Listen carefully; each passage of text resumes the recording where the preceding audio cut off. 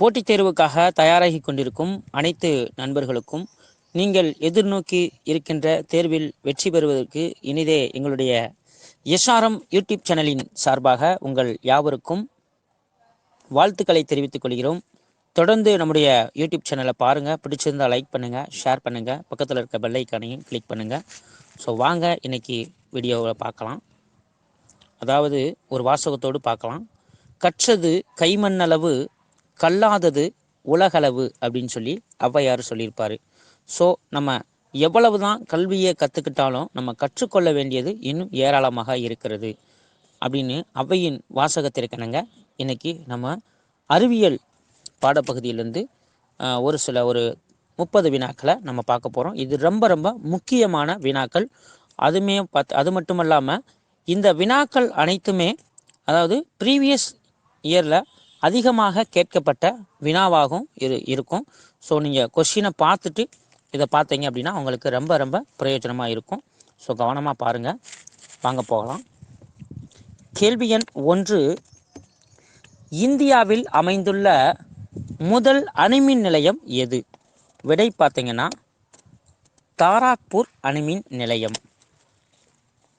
கேள்வி எண் 2, தாராக்பூர் அணுமின் நிலையம் தற்போது எந்த மாநிலத்தில் அமைந்துள்ளது? விடை மகாராஷ்டிரா. கேள்வி எண் 3, வன மகோத்சவம் என்பது? விடை பார்த்தீங்கன்னா மரங்களை பாதுகாத்தல். கேள்வி எண் 4, செல்லின் ஏடிபி என்பது என்ன? விடை பார்த்தீங்கன்னா மைட்டோகாண்ட்ரியா. ஸோ இந்த கொஸ்டின் இன்னொரு விதத்திலையும் கேட்கலாம். செல்லின் ஆற்றல் மையம் என்று அழைக்கப்படுவது எது? அதுவும் பார்த்தீங்கன்னா மைட்டோகாண்ட்ரியா. ஸோ ரொம்ப முக்கியமான கொஷின்ஸ் பார்த்துக்குங்க. அடுத்த வினாவை பார்க்கலாம். கேள்வி நம்பர் 5, செல்லின் தற்கொலை பைகள் என்று அழைக்கப்படுவது எது? விடை பார்த்தீங்கன்னா லைசோசோம்கள். கேள்வி எண் 6, உயிருள்ள மற்றும் உயிரற்ற பண்பை பெற்றிருப்பது எது? விடை பார்த்தீங்கன்னா வைரஸ்.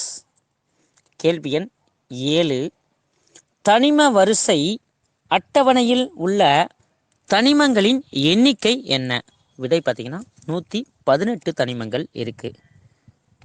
அடுத்த வினாவை பார்க்கலாம். தனிம வரிசை அட்டவணையில் இயற்கையாக காணப்படும் தனிமங்கள் எண்ணிக்கை? விடை பார்த்தீங்கன்னா 92 தனிமங்கள். அடுத்த வினாவை பார்க்கலாம்.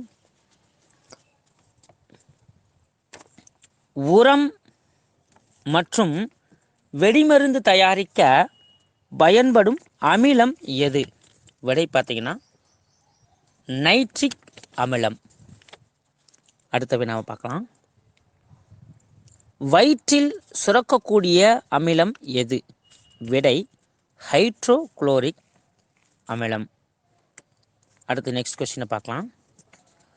அருங்காட்சியகத்தில் உள்ள பழங்கால நினைவு சின்னங்களை பாதுகாக்க பயன்படும் வாயு எது? விடை இயற்கை வாயு. சாணங்களிலிருந்து பெறப்படும் வாயு எது? விடை மீத்தேன். இந்த மீத்தேனை பார்த்தீங்கன்னா இயற்கை வாயு அப்படின்னு சொல்லியும் அழைப்பாங்க. ஸோ கவனமாக பார்த்துக்குங்க. அடுத்த வினாவை பார்க்கலாம். அழுத்தத்தின் எஸ்ஐ அலகு என்ன? விடை பாஸ்கல். எக்ஸ் கதிர்களை கண்டறிந்தவர் யார்? விடை ராஞ்சன்.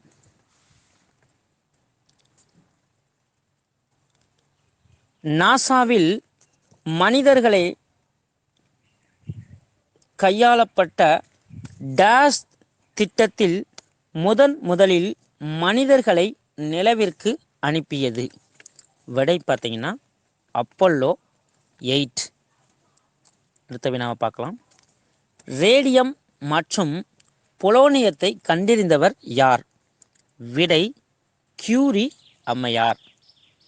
அடுத்த வினாவை பார்க்கலாம். கியூரி அம்மையார் எந்த நாட்டைச் சேர்ந்தவர்? விடை போலந்து நாட்டை சேர்ந்தவர். அடுத்த வினாவை பார்க்கலாம். வாயு விதியை கூறியவர் யார்? விடை ராபர்ட் பாயில். நெக்ஸ்ட் கொஸ்டின் பார்க்கலாம். விக்ரம் சாராபாய் விண்வெளி மையம் எங்கு அமைந்துள்ளது? விடை பார்த்தீங்கன்னா திருவனந்தபுரம். இது பார்த்தீங்கன்னா இந்த திருவனந்தபுரம் எங்கே இருக்குன்னு அப்படின்னா கேரளாவில் இருக்குது. அதாவது விக்ரம் சாராபாய் விண்வெளி மையம் எங்கு அமைந்துள்ளதுன்னா திருவனந்தபுரம். இது எங்கே இருக்குது அப்படின்னாக்க கேரள மாநிலத்தில் அமைஞ்சிருக்கு. மின்னியல் தலைநகரம் என்று அழைக்கப்படுவது எது? விடை பெங்களூர். ஹேமடைட் தாதுவின் நிறம் என்ன? விடை சிகப்பு. அடுத்த வினாவை பார்க்கலாம். பரிணாம வளர்ச்சியின் தந்தை என்று அழைக்கப்பட்டவர் யார்? விடை சார்லஸ் டார்வின். அடுத்த வினாவை பார்க்கலாம். மரபியலின் தந்தை யார்? விடை கிரிகோர் மெண்டல். அடுத்த நெக்ஸ்ட் வினாவை பார்க்கலாம்.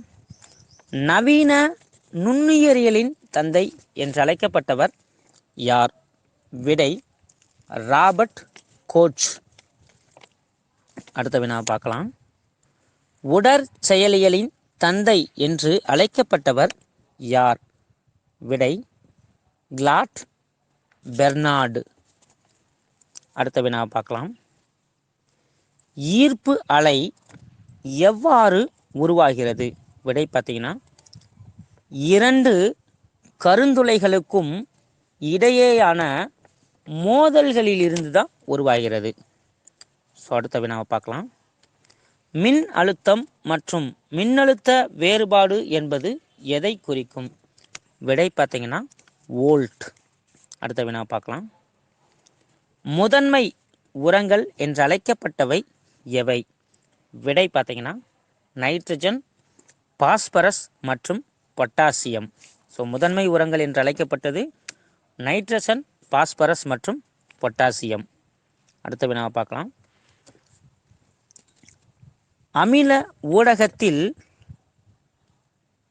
பினாப்தலின் என்பது விடை பார்த்தீங்கன்னா நிறமற்றது.